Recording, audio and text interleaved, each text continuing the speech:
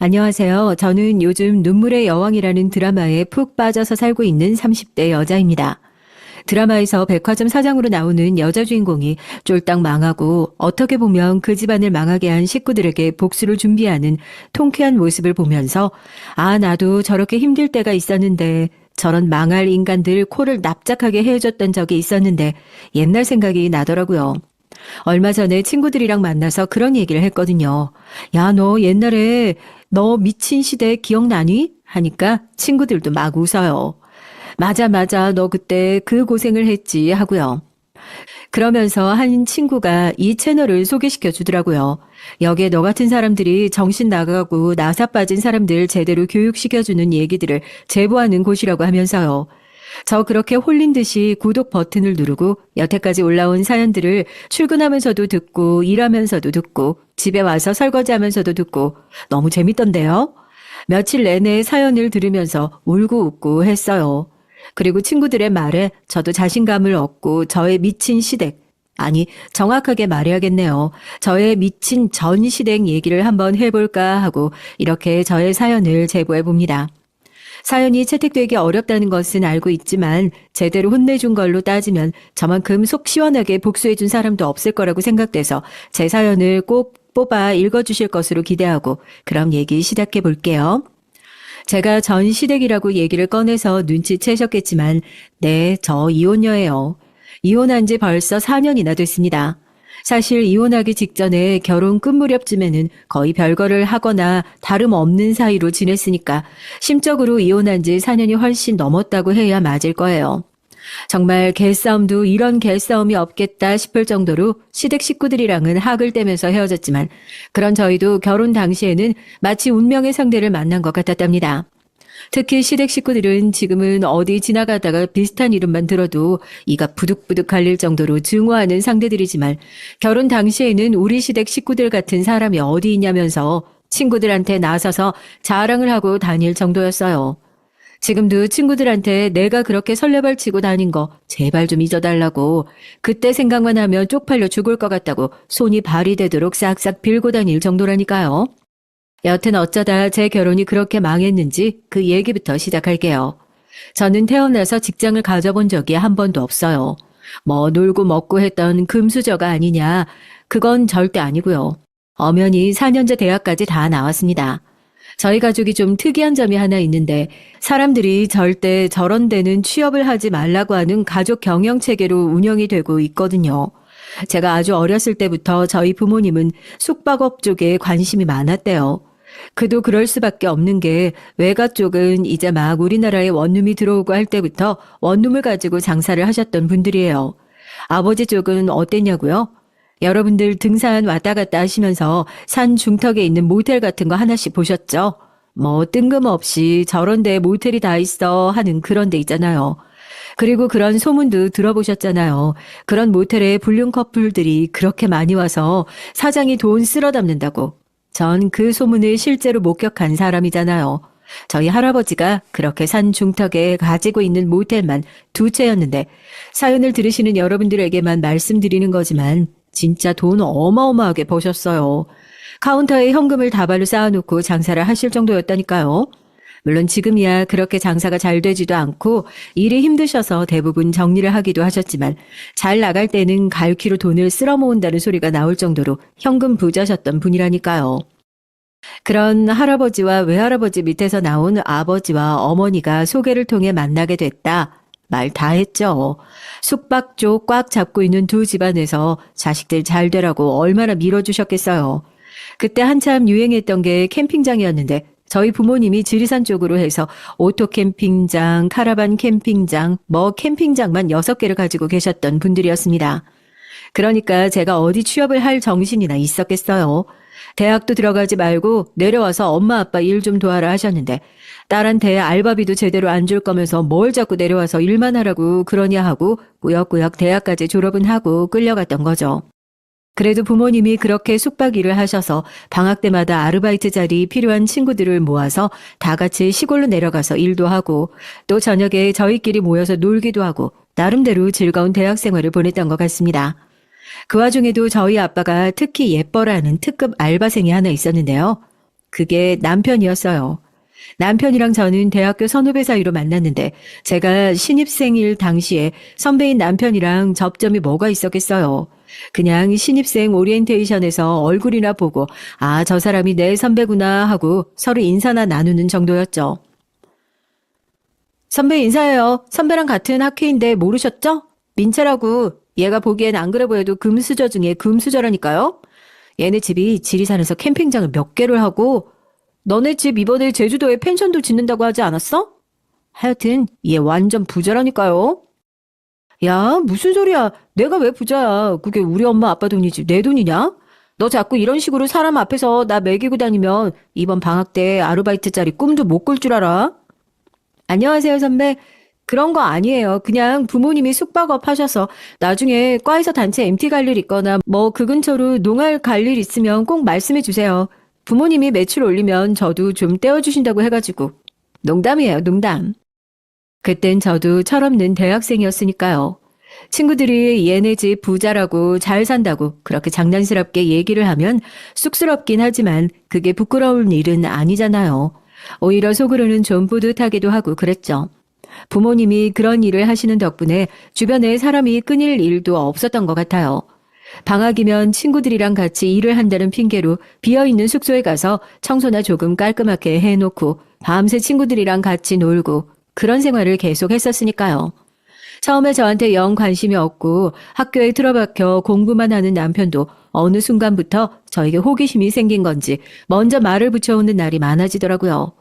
주변 친구들은 그 모습을 보면서 저 선배가 남한테 먼저 말을 거는 모습을 처음 본다고 살다 보니까 별일이 다 있다고 할 정도였어요. 이번 방학 때 제주도로 다 같이 집안일 도울 겸 아르바이트 갈 사람 구한다고 하지 않았어? 혹시 그거 자리 남으면 나도 같이 가도 될까? 나도 생활비가 모자라서 이번 방학 때 아르바이트를 구하고 있었는데 너랑 같이 일하는 거면 재밌게 일할 수도 있을 것 같고 그리고 나도 나중에 그렇게 숙박업 쪽 관련 일을 하고 싶거든. 기회가 되면 너희 부모님께 이런저런 것들 많이 물어보고 싶어서. 어떤 느낌인 줄 아시죠? 사람들 사이에서 인기도 좋고 한데 은근히 곁을 안 주는 성격 있잖아요. 다들 두루두루 친하게 잘 지내고 있는 것 같다 생각했는데 또 막상 우리 친하지 않냐 살갑게 다가서면 선을 그어버리는 성격이요. 솔직히 저는 남편이랑 친해지기 전에 어떤 생각을 했냐면요. 저 사람은 나를 싫어하나? 이렇게까지 생각을 했어요. 늘 친구들이랑 시끄럽게 어울려 다니면서 아르바이트를 핑계로 놀러 다니는 저한테 남편은 한 번도 관심을 준 적이 없었으니까요. 그런 남편이 저한테 먼저 선뜻 이렇게 말을 걸을 거라곤 생각도 못했던 거죠. 저도 너무 좋다고 같이 가자고 그렇게 친구들 몇 명과 남편과 함께 부모님의 일을 도우러 제주도에 가게 되었습니다. 사실 말이 좋아 일을 돕는 거지 저희 부모님이 대학생들한테 일을 시켜봤자 얼마나 시켰겠어요. 그냥 대학생들이 돈 있어봤자 얼마나 있겠냐고 이왕 놀 거 부모님이 하시는 숙소에 와서 놀면 돈도 안 들고 좋으니까 그렇게 놀라고 자리 마련해 주시는 거죠. 일이라고 시켜봤자 분리수거나 간단하게 방 쓸고 닦고 이러는 정도고요. 그런데 남편은 그런 부모님이 봤을 때도 저 친구 일 참 잘하는데 싶을 정도로 싹싹하게 일을 도왔습니다. 제가 그렇게까지 열심히 안 해도 된다고 적당히 하는 신용만 해주시면 된다고까지 얘기했는데도 그러더라고요. 어떻게 그래? 그래도 너희 부모님이 열심히 일하시는 공간인데 아무리 놀러 왔다지만 일손도 도우러 온 사람들이 대강 일하는 거 보면 나라면 별로 마음이 좋지 않을 것 같은데? 이왕 알바비 받는 거 주시는 분들도 아깝지 않을 정도로 일할래. 신경 쓰지 말고 가서 놀아. 그 얘기를 듣는데 순간 부모님이 이 일을 하신다고 친구들 다 끌고 와서 거기서 판 깔아놓고 펑펑 놀고 있는 제가 너무 한심하고 철없어 보이는 거 있죠? 그리고 반대로 같은 나이 또래인데도 책임감 있게 자기 맡은 일을 해내는 남편이 멋있어 보이기도 했고요. 남편을 그렇게 좋게 보게 됐던 건 저뿐만이 아니었습니다. 저희 부모님도 너한테 저런 친구가 있었냐고 그렇게 싹싹할 수 없다고 아주 크게 될 친구라고 가까이 지내라고 입에 침이 마르도록 칭찬을 하시는 거예요. 그때부터 제가 남편에 대한 마음이 조금씩 커져갔던 것 같아요. 그 이후로 방학 때마다 친구들을 다 같이 끌고 부모님이 일하는 곳에 가는 일은 적어졌죠. 대신 다른 사람은 몰라도 남편은 꼭 데리고 갔습니다.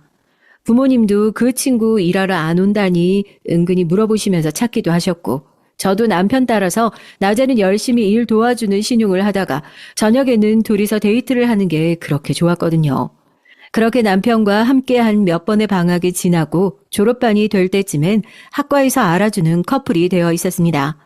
남편은 졸업하고 나서 바로 스카우트 제의가 들어온 회사에 취직을 하게 됐고, 저는 본격적으로 부모님의 일을 돕기 위해서 대학 생활을 정리하고 부모님 댁으로 내려가게 됐죠.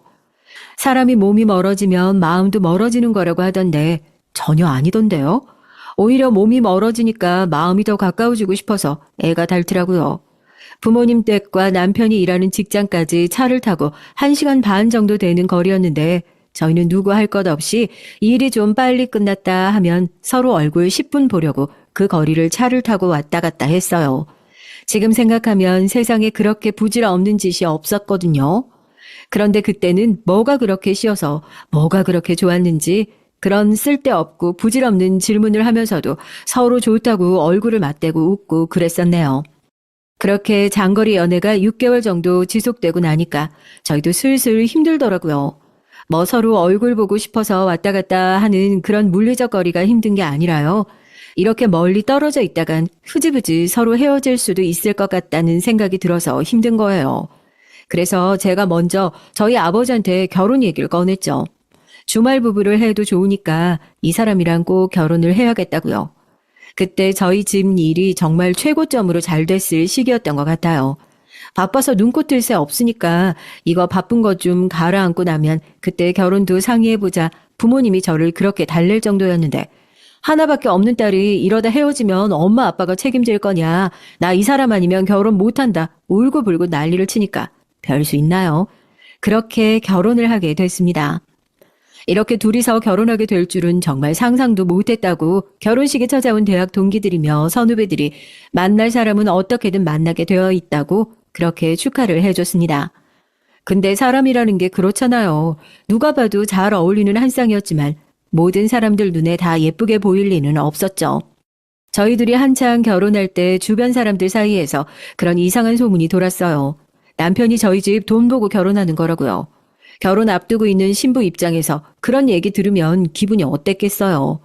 그렇다고 남편이 진짜 그런 거 아니냐 의심해볼 생각은 안 했냐고요? 당연히 안 했죠. 남편도 그렇고 시댁 식구들도 그렇고 저희 집에 얼마나 잘했는데요. 아무리 생각해도 이상하잖아. 원래 저 선배 민채한테 관심도 없었는데 왜 갑자기 나서서 아르바이트까지 따라간다고 할 때부터 우리가 이상하다 했다니까? 결국 이렇게 사위 자리까지 꿰차게 될 줄 알았어. 하여튼 학교 다닐 때부터 저 선배의 야망은 알아줘야 한다니까? 왜 전에 사귀다가 헤어진 여자친구도 지금 선배가 다니고 있는 대기업 관련 사람이라서 그때 여자친구 사귀면서 만든 연줄로 지금 거기도 합격한 거라는 소문이 파다하던데? 저 사람이 그냥 아무것도 없이 사랑해서 결혼을 한다고? 야, 난 그게 더 안 믿긴다. 여기 우리 남편 가지고 열등감 폭발하는 사람 또 있네? 누가 그래? 내 남편이 돈 보고 나한테 달라붙은 거라고. 야, 말은 바로 해야지. 좋다고 쫓아다닌 건 남편이 아니라 나야. 너네 우리 시댁이 나한테 어떻게 하는지 한 번이라도 본 적 있어? 이게 뚫리면 다 입인 줄 알아. 남의 잔치 망칠 생각하지 말고 너네들끼리 앉아서 뒷담화 할 거면 축의금 환불을 해줄 테니까 당장 내 결혼식에서 꺼져. 알겠어? 붙여놓고 보면 내 남편 발뒤꿈치도 못 따라올 것들이 괜히 끌어내리고 싶으니까 이러쿵저러쿵 말만 많아가지고 진짜 재수없게. 결혼식 날까지 제가 그런 얘기를 들으면서 손님들 밥 다 먹고 있는 자리에서 싸울 정도였으니까 저만 몰랐던 거지 사람들 사이에서 그런 소문이 파다하게 퍼져 있었던 거예요. 바보 같은 저는 결혼할 당시에도 우리는 그런 소문 따위 신경 쓰지 말자 남편 손 꼭 잡으면서 오히려 남편을 달랬습니다. 바보 같은 게 누가 누굴 달래야 하는 처지인지도 몰랐던 거죠. 부모님의 후광을 등에 업고 자라면서 한번 고생 같은 걸 해보지도 않고 살았던 저였으니 설마 내게도 그런 일이 일어날 거라고는 상상하지 못했던 겁니다. 마치 누가 제 등 뒤에 서서 손바닥으로 눈을 딱 가려놓고 있는 것 마냥요. 늘 그랬듯이 너무 잘 살고 너무 행복하게 사는 제 모습을 시기 질투하는 사람들이 만들어낸 웃기지도 않은 소문 정도라고 생각했어요. 남편도 저에게 그렇게 얘기를 하면서 달랬었고요. 제가 살면서 남편과 시댁을 단 한순간도 의심해보지 않았던 게요. 저희 시댁이 지금 사연을 듣는 여러분들도 얘기를 들으시면 무슨 이런 사람들이 다 있지 할 정도로 저랑 저희 식구들한테 잘했어요. 대체 어느 정도길래 제가 그렇게 눈도 귀도 다 막고 살았냐고요? 일단 들어보세요. 제가 말씀드렸잖아요. 결혼하기 전이 저희 집이 제일 바쁜 시기였다고. 울고불고 난리를 쳐서 남편이랑 결혼을 하긴 했는데 뭐 직원을 구한다고 구하고 뭐 해도 항상 일손이 부족한 거예요. 저희 시댁 식구들, 정확히 말하면 시어머니와 시누이는 바로 이 바쁜 시기에 저희가 따로 부탁을 드린 것도 아닌데 저희 집으로 오셔서 자발적으로 일을 도와주셨어요. 지금 생각해보면 이게 일을 도와주신 게 아니라 저희 집에 얼마나 사는지 어떻게 사는지 간을 보려고 했던 행동들인 것 같은데 그것도 모르고 저는 마냥 무슨 이런 천사 같은 시어머니와 시누이가 다 있나 남편한테 전화를 해서 자랑을 하고 고맙다고 아양을 떨고 저 정말 사연을 적을 때 사람들한테 욕먹어도 싸다는 생각으로 이 사연 쓰기 시작한 거예요. 욕 바가지로 먹고 남아있는 정도 없지만 혹시라도 남아있는 정이 있다면 탈탈 털려고요. 그런데 사연을 쓰다 보니까 지금은 그런 생각이 들어요. 그런 사람들 못 알아볼 내가 멍청이인 거지 누구 탓을 하냐고요. 그렇잖아요. 똥이 보였으면 피해야죠. 똥 밟았다고 짜증내봤자 뭐가 달라지겠어요. 어머님 아가씨 여기까지 연락도 없이 무슨 일이세요? 아니, 숙소가 필요하신 거면 저한테 먼저 연락을 주시고 말씀을 하시지. 제가 방이라도 따로 잡아드렸을 텐데. 어머 언니 저희 방 빼달라고 여기 온 거 아니에요. 오빠 얘기 들어보니까 언니가 요즘 너무 바빠서 눈꽃 뜰 새 없이 일만 하신다 그래가지고 저희가 그래도 가족인데 어떻게 그냥 얘기 듣고 집에 누워만 있겠어요. 뭐가 됐든지 언니 일손 도우려고 왔죠. 저희 어머니 아버지도 시댁 식구들이 왔다는 소식에 버선발로 마중을 나오고 뭐 이런 것까지 도우려고 하시냐면서 감사해했죠. 그 정도로 저희 가족이 사이가 좋았어요. 저희도 뭐 그렇다고 받아먹기만 했던 건 절대 아니고요. 일당일합시고 돈도 더 많이 챙겨드렸죠. 당연히 그것뿐만이 아니어도 평소에 가족 좋은 게 뭐 있냐며 어디로 여행을 가시더라도 숙박은 걱정하지 마셔라 하면서 미리 연락만 주면 시댁이 묵을 숙소는 언제든지 빼주곤 했습니다. 출장이 많은 남편에게는 저희 아버지 펜션에서 그냥 무료로 들어가 원하는 방 아무 곳이나 묵을 수 있는 VIP 카드까지 발급해 주었죠. 사돈댁끼리 상부상조하면서 잘 지내고 하니 처음엔 결혼할 때 뭐 돈 보고 노리고 결혼한 거 아니냐 손가락질 하던 사람들도 그게 아닌가 보다 시댁이 생각보다 엄청 잘한다 하면서 그런 헛소문 같은 게 쏙 들어가게 됐습니다. 그런데 저는 그 헛소문이 들어갈 때쯤 이게 소문이 아니라 사실이 아닐까 의심하는 일들이 서서히 생기기 시작해요. 그 시기에 저와 저희 가족들에게 커다란 위기가 찾아오고 말았거든요. 다들 코로나 터졌던 거 기억하시죠? 이제 해외여행이 제동이 걸린다는 얘기를 들을 때까지만 하더라도 저희 가족들은 해외여행 못 가는 사람들이 다 국내 여행으로 돌아올 거다. 그렇게 예상을 하고 큰 돈을 들여서 숙소를 확장하고 추가적으로 더 매입하고 폭발적으로 늘어날 국내 관광객을 기대하면서 만반의 준비를 해놓은 상태였습니다. 그런데 다들 아시는 것처럼 코로나가 하루 이틀 바짝 찾아오고 끝난 게 아니었잖아요. 시간이 지나면 지날수록 국내 여행객들의 발걸음도 뚝 끊어지기 시작하더라고요. 처음에는 그냥 손님이 좀 적어졌구나 하는 정도였어요. 늘 아버지가 운영하시는 펜션이나 숙박업소 어느 곳에 가더라도 입구에 사람이 꽉 차 있고 금요일 저녁이면 자리가 없어서 이용객을 더 못 받을 정도로 그렇게 잘 됐었거든요. 더군다나 더 붐빌 걸 예상하고 무리하게 확장까지 해놓은 상태였잖아요. 정말 어떤 곳은 금요일에 예약에 한 방도 들어오지 않을 정도로 상황이 점점 더 심각해져 갔습니다. 저도 더 이상은 부모님 옆에서 일을 도와주는 것이 큰 의미가 없다고 생각돼서 집에 있는 집을 정리하고 주말 부부 생활을 정리해 남편에게 돌아갔어요. 장사라는 게 그런 거 아니겠어. 어떻게 항상 잘 될 수만 있겠어. 장인어른 장모님도 너무 낙담하지 마시라고 해. 또 이렇게 잠깐 안 좋아졌다가 금방 좋아지겠지. 덕분에 우리도 주말 부부 생활 이제 청산할 수 있어서 좋잖아. 좋은 게 좋은 거라고. 당신도 그동안 집에서 못했던 살림도 좀 하면 되겠다. 그치? 이러다가 집이 망하는 게 아닐까 하루하루 피가 마르고 걱정을 하는 저와 달리 뭐 어떠냐고 집에서 살림이라도 좀 하라면서 남편은 말뿐인 위로를 건넸습니다. 그때 어디 마트라도 나가서 캐셔 일이라도 해야겠다 싶었는데 대학교를 졸업한 이후로 부모님 일을 돕는 걸 제외하고는 어디서 일 한 번을 해보지 않았던 저였고 그런 저를 직원으로 써주려고 하는 곳은 한 군데도 없었어요. 그래서 저는 대부분의 시간을 집에서 살림을 하면서 남는 시간에 그래도 그나마 할 줄 아는 원룸 청소나 이사 청소를 하면서 생활비를 벌곤 했죠. 제가 이때쯤부터 남편과 시댁의 의도를 의심하기 시작했던 게요. 저희 집이 한참 잘 될 때는 오히려 오지 마셔라 해도 가족끼리 다 이런 거 돕고 사는 거지 뭘 어려워하시냐면서 더 나서서 저희를 도와주러 오셨던 시댁 식구들의 발길이 집이 어려워졌다는 소식을 듣고 나서부터 뚝 끊겼다는 겁니다. 오히려 시어머니는 제가 주말 부부 생활을 마치고 남편 집으로 들어왔을 때부터 은근히 남편이 출근하고 제가 집에 있는 시간에 저희 집에 오셔서 가정주부 생활을 하고 있는 저를 까내리는 듯한 말씀도 하셨어요. 망해도 3대는 먹고 살 것처럼 부자인 것처럼 굴더니 망해가니까 너네 집도 별 수 없나 보다. 아유, 우리 아들은 이제 뭐 먹고 살려나 몰라. 너희 부모님도 참 웃긴다. 무슨 욕심이 그렇게 많으셔서 일을 그렇게 벌렸다니. 이럴 줄 알았으면 장사 한참 잘 될 때 자기 몫으로 뭐 좀 떼어주고 정리하고 그럴 줄도 알았어야지. 결국에 자기들 살아있을 때 한 푼이라도 더 쥐어보려고 난리를 치시다가 이 난리가 난 거 아니야. 아유, 난 모르겠다. 어머님, 무슨 말씀을 그렇게 하세요? 저희 집 안 망했어요. 어머님이랑 아가씨가 저희 집에서 숙박하겠다고 묵었던 것만 해도 얼만데요.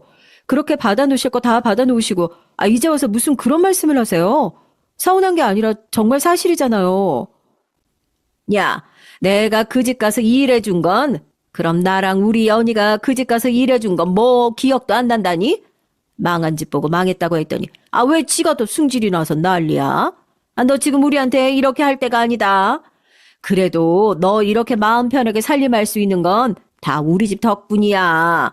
이렇게 감사하게 생각하지는 못할 망정 어디 자기 시어머니한테 빠락빠락 대들어?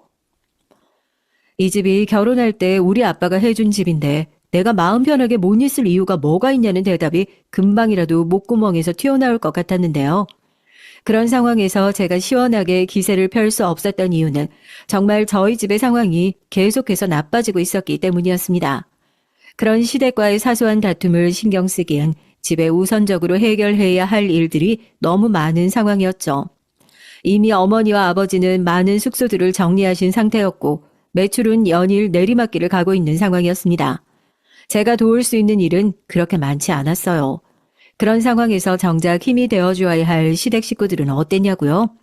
차라리 가만히 있어줬으면 고맙겠다 싶을 정도로 제 속을 들쑤시고 다니는 바람에 아직도 그때 생각을 하면 열받아서 자다가 벌떡벌떡 깨요. 제가 시댁 문제로 남편에게 처음 큰 소리를 냈던 일도 이때 생깁니다. 대체 예전에는 이런 개념 없는 모습을 어떻게 숨기고 살았을까 싶을 정도인 저희 시어머니 때문이었죠. 그날도 아침에 원룸 청소 일이 있어서 청소를 마치고 집에 들어와 빨래며 청소며 집안일을 하고 있는데 갑자기 어머님한테 전화가 온 거예요. 뭐 근처에 살고 계시니까 필요하신 게 있으시면 집에 직접 오셔서 말씀을 하시면 되지. 왜 굳이 전화까지 하실까 했죠. 예, 너 지금 어디니? 부산에 그 숙소 있지?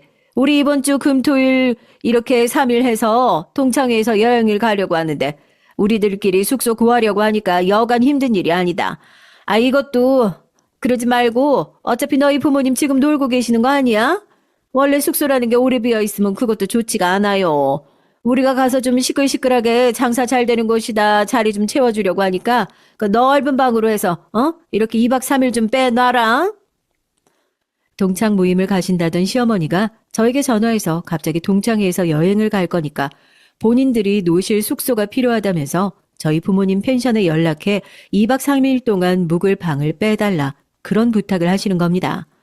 그때 저희 집안이 어떤 상황인지 뻔히 알고 계시는데도 저런 말을 하고 싶으실까? 저는 그냥 기가 찰 노릇이었죠. 나름대로 애둘러서 잘 거절했던 것 같아요.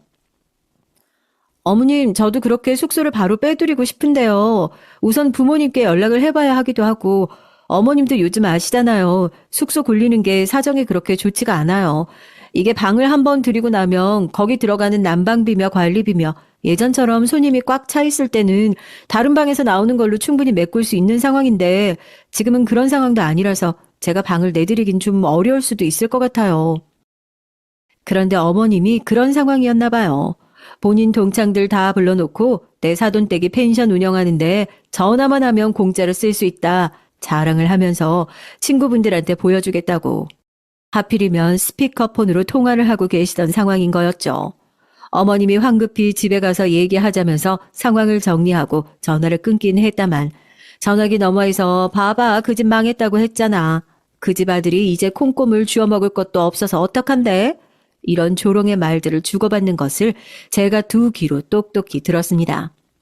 어머님 친구들로부터 그런 모욕을 당한 것도 서러운데 본인은 친구들 앞에서 저한테 창피를 당했다고 생각하셨는지 그날 저녁 바로 저희 집으로 찾아오셔서 저한테 삿대질을 하면서 고래고래 소리를 지르시더라고요. 저희 집이 잘 되고 있을 때는 필요한 것만 있으면 언제든지 연락만 주셔라. 본인이 언제든지 힘이 되어드리겠다. 그렇게 웃으면서 얘기하시던 시어머니의 모습이 전부 가식이었다는 사실을 그제서야 알게 됐죠. 야, 너는 내 친구들 다 있는 자리에서 그렇게 네 시어머니 면상에 똥칠을 해야 속이 시원하니? 내가 뭐 거기 공짜로 쓰겠다고 했어? 숙소 비어 있으면 사람들이 예약하려고 왔다가도 아 여기는 잘 안 되는구나 하고 돌아가니까 일부러 내가 식구들 다 데리고 가서 너희 부모님 가게 좀 북적북적 앉아 있어 해주겠다. 내가 내 지인들까지 데려다가 그렇게 해주겠다. 네 생각을 해줬는데 어디 감사한 줄도 모르고 됐어. 멍청한 게 내가 애초에 너한테 부탁을 하는 게 아니었지.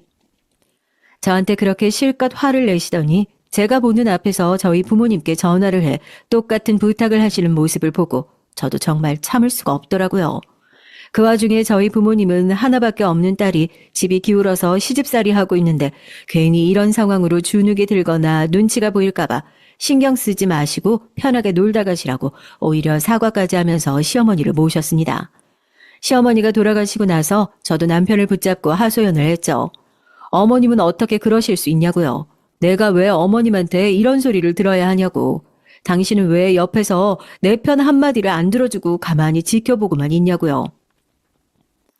따지고 보면 어머니 말이 다 틀린 얘기도 아니잖아. 어머니도 좋은 뜻으로 돕겠다는 마음으로 그렇게 하신 건데 너는 며느리가 돼서 어머님 마음도 제대로 이해를 못 해드리고 친구분들 다 계시는 자리에서 그렇게 창피를 주면 우리 엄마가 뭐가 되냐? 평소 같으면 제 편을 들어주면서 어머니가 가끔 그럴 때가 있으니 이해하라고 달래도 모자랄 남편이 그런 얘기를 할 때부터 이 결혼이 점점 끝을 향해 달려가고 있다는 사실을 알아야 했습니다. 그 당시에는 무슨 심경이었냐면요. 이 집에는 내 편 들어주는 사람이 하나도 없고 또 그렇다고 힘들다고 다 내팽개치고 부모님한테 돌아가면 안 그래도 지금 집안일로 매일같이 힘들어하시는 부모님에게 더 무거운 짐 덩어리를 안겨드리는 일이 아닐까. 세상에 그런 불효는 또 없겠다 싶어서 아무한테도 말도 못하고 혼자 소가리만 하면서 버티던 날들이었습니다. 사연을 듣고 계시는 분들이 한 번 더 답답하실 일이 생길 것 같아서 미리 좀 예고를 드리려고요. 그럼 왜 계속 등신같이 참고만 살지 뭐하러 이혼은 해서 남편을 사회에서 방생했냐 하실 텐데 그렇게 등신같이 한 치 앞도 못 보고 사는 저에게도 용서하지 못할 일이라는 건 있잖아요. 남편이 결국 그 선을 넘어버리고 말았거든요. 저 맞으시죠? 사장님 따님. 황민채님, 저 여기 땡땡 펜션에서 일하는 직원인데 아무래도 이건 꼭 말씀드려야 할 것 같아서 연락드렸어요. 사장님께서 다른 여자분이랑 저희 펜션에서 숙박을 하신 것 같아서요. 갑자기 걸려온 전화. 남편은 분명 회사 일 때문에 2박 3일의 장기 출장을 간다고 했던 상황이었고 저는 남편이 없는 틈을 타서 요즘 저희 집안 일까지 같이 신경 써야 하는 남편 몸보신이라도 시키려고 아침 저녁으로 나가서 일당을 받아가면서 일을 하고 있는 상황이었는데 일이 바빠서 연락이 안 되는 남편의 소식은 남편이 아닌 엉뚱한 곳에서 들려왔습니다. 연락이 온 곳은 저희 부모님이 운영하시는 펜션 중에 한 곳이었고 그곳에서 일하던 직원은 어디 숨어서 통화를 하고 있는 건지 전화에 대고 소곤소곤 속삭이며 상황을 전하더라고요. 어제 저녁쯤에서 체크인을 하시는데 VIP 카드를 쓰시더라고요. 그 카드는 사장님이랑 사장님 가족분들한테만 발급이 되는 카드니까 신분 대조가 필요해서 신분증을 요청하니까 회원 목록에 사위분이라고 뜨시더라고요. 따님도 여기 와보셔서 아시겠지만 저희가 지금 장사가 워낙 안 돼서 손님들 왔다 갔다 하는 거 다 알고 있기도 하고요. 저희도 밑에서 좀 이상하다 했거든요. 아무리 VIP 카드로 주문하시는 거라고 하지만 혼자 오셨는데 룸서비스로 술이랑 안주를 저렇게 많이 주문한다고 했었는데 다음날 아침에 별 말씀 없이 체크아웃 하시길래 그냥 잘 쉬다 가셨나 보다 하고 방 정리를 하려고 올라갔는데 그 방에 손님이 한 분 더 계시더라고요. 저희 올라갈 때는 술도 안 깨서 비틀거리면서 채비하고 나오시는데 저흰 그 방에 누가 묵었는지 알고 있는 상황이잖아요. 이게 개인사고 여기 숙박 입장에서는 어떻게 보면 아무리 가족이라도 회원 개인정보를 누설하는 것밖에 안 돼서 말씀드릴까 말까 고민 많이 했었는데 아무리 생각해도 이건 아니다 싶어요. 얘기를 듣는데 그야말로 정신이 아득해지더라고요. 무슨 정신으로 거기에 갔는지 모르겠지만 남편이 돌아오기 전에 사실을 확인하고 싶은 마음에 차를 몰고 3시간 거리에 있는 펜션으로 운전을 해서 달려갔습니다. 제 얼굴을 알고 있는 펜션 직원들은 저를 보자마자 당황한 눈치더라고요. 저랑 아까 통화를 했던 직원을 불러달라 요청을 하니까 이미 기다리고 있었다는 듯이 직원은 관리자실로 저를 데리고 들어가 CCTV를 보여주셨습니다. 방 안에서 무슨 일이 있었는지 알 수 없지만 그 CCTV 장면만 봐도 뻔히 예상이 가더라고요. 남편 놈이 갈 때까지 갔던 거죠. 하루 먼저 올라와서 체크인을 해놓고 몇 시간 후에 거의 헐벗은 거나 다름없는 여자가 남편이 있는 방을 두드리고 다정한 연인처럼 끌어안으며 방 안으로 들어가는 모습이 CCTV에 그대로 남아 있었습니다. 저는 파들파들 떨리는 손을 꼭 쥐고 직원에게 이 영상은 제가 가져가겠다. 그리 얘기하고 남편에게 전화를 걸었습니다. 내가 지금 집안일 때문에 이 근처에 볼 일이 있어서 왔는데 당신 출장도 이쪽이라고 하지 않았어? 시간 되면 잠깐 얼굴이나 보자. 오래 걸릴 얘기는 아니고 잠깐 만나서 급하게 해야 할 얘기가 있어서 그래. 남편은 갑작스럽게 만나자는 저의 요청에 당황한 듯 보였지만 아무렇지도 않다는 듯 그럼 잠깐 짬을 낼 테니 저녁이나 함께 하자면서 위치를 찍어줬습니다. 지금도 분명 조수석에는 제가 CCTV에서 봤던 그 여자를 태우고 통화를 하고 있을 거면서 어떻게 이렇게 뻔뻔하게 저와 통화를 할 수 있는지 그 두꺼운 얼굴 가죽을 다 벗겨버리고 싶다는 생각뿐이었죠. 그리고 남편과 약속했던 저녁 장소에 나가고 어떻게 여기까지 온 거냐며 반갑게 손을 흔드는 남편에게 저도 손을 흔들어주는 대신 드라마 여주인공 마냥 시원하게 테이블에 올려져 있는 주스를 끼얹어 줬습니다. 만나자마자 끈적끈적한 주스를 때려 맞은 남편은 지금 이게 뭐 하는 짓이냐면서 황급히 냅킨으로 얼굴을 닦으면서 저한테 소리를 지르더라고요. 저도 가방에서 태블릿을 꺼내 CCTV 영상을 들어서 보여줬습니다. 시끄럽게 소리를 지르던 남편의 입이 거짓말처럼 꽉 다물리더라고요. 네가 인간이 맞긴 하니? 이런 거 하나 못 참으면 그게 짐승이지 사람이니? 다른 데도 아니고 어떻게 우리 아빠 펜션에서 다른 여자랑 뒹굴 생각을 해? 네가 제정신이야 지금? 왜? 우리 집이 곧 망할 것 같으니까 이런 거 하나 눈치 못 챌 정도로 내가 등신 같아 보였니? 이딴 걸 남편이라고 여태까지 데리고 산 내가 등신이었던 거지. 야, 네가 할 말이 있어? 그 두꺼운 얼굴 가죽이 남아돌아서 입을 뚫어놓은 건 아닐 거 아니야. 입이 있으면 말을 해봐. 너도 결국 나한테 이거 들고 온 거면 이혼하자는 소리 하려고 온 거 아니야? 이혼해 그래. 나 아쉬울 거 하나 없어. 니네 집이 먹고 살만 했을 때 그때나 이혼할 때 아쉬운 소리 나오는 거지. 지금은 너 같은 여자? 밖에 나가면 100트럭도 넘게 받을 수 있어. 뭐 꼴랑 모텔 쪼가리 몇 개 하면서 유세는. 남편이 정말 갈 때까지 갔구나. 이제 더는 들을 필요도 없겠다 싶어서 아직 주스를 끼얹고 끈적함이 남아있는 남편의 뺨을 시원하게 후려 갈겼습니다.